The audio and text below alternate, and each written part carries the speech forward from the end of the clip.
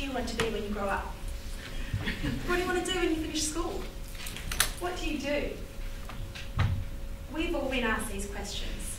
We've all had the opportunity to ponder what we want to do with our lives.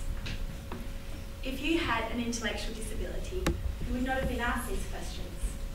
You would be lucky if you're involved in planning for your future at all. This is Izzy. Izzy is 24 years old and she has Down syndrome. Izzy lives with her mum and she works at the local deli for 5 hours twice a week. Izzy loves her job. She also loves fashion, music and dancing. Not all young people with Down syndrome are faring as well as Izzy is.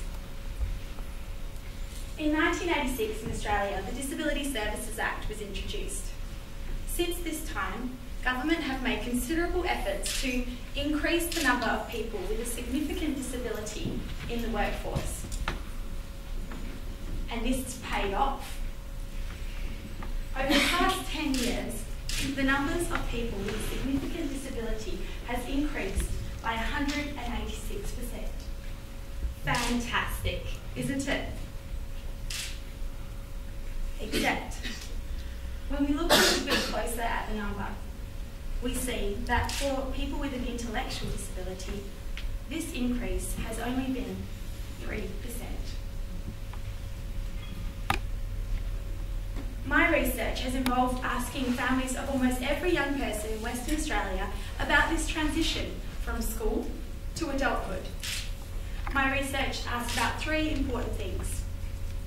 Firstly, what does the young person do with their day now? Secondly, how happy was the family through this transition period? And thirdly, how do the behaviour patterns of the young person change during this transition period?